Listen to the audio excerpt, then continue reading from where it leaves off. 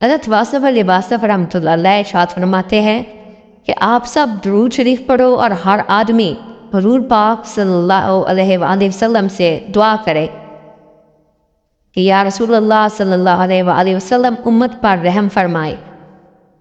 اب وقت ایسا آ گیا ہے کہ انتشار ہو گیا ہے، آدمی سے الگ ہو گیا ہے، فرقہ فرقے سے الگ ہو گیا ہے، ایک دوسرے سے طبقے الگ الگ ہو گئے ہیں، کہیں ایسا نہ ہو کہ ملت مٹ جائے۔ دعا یہ کرو کہ یا رب العالمین، یا رسول اللہ صلی اللہ علیہ وآلہ وسلم امت کو اکٹھا فرمائے، ملت کو اکٹھا فرمائے، ان کو پھر عہد رفتہ کی طرف رجوع عطا فرمایا جائے۔ جس طرح آپ صلی اللہ علیہ وآلہ وسلم پہلے رحمت للعالمین بن کے تشریف لائے ہیں، اسی طرح آج آپ صلی اللہ علیہ وآلہ وسلم کی یاد رحمت للعالمینی کرے تاکہ ہمارے اندر سارے انتشار دور ہو جائیں۔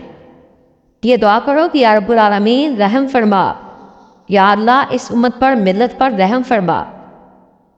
حضور پاک صلی اللہ علیہ وآلہ وسلم کی سب سے بڑی شان یہ ہے کہ آپ صلی اللہ علیہ وآلہ وسلم غریبوں میں غریب ہیں اور بادشاہوں میں بادشاہ۔ جس انداز سے اپروچ کرو گے آپ کو حضور پاک صلی اللہ علیہ وآلہ وسلم کی شان ملے گی۔ محبت سے کرو، دل سے دنیاوی آرزو نکال دو، پھر اللہ تعالیٰ اور اللہ کے حبیب صلی اللہ علیہ وآلہ وسلم رحم فرمائیں گے۔ سب سے بڑی دعا یہ ہے کہ یا اللہ ہمیں اپنے محبوب صلی اللہ علیہ وآلہ وسلم کی محبت عطا فرما۔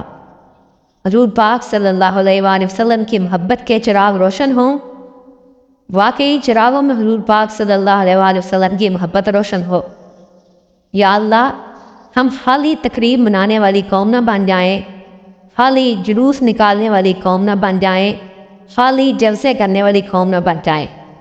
ان جلسوں جلوسوں میں اگر وہ روح ہے تو یہ جاری رہے، اگر نہیں ہے تو انہیں بند کرا۔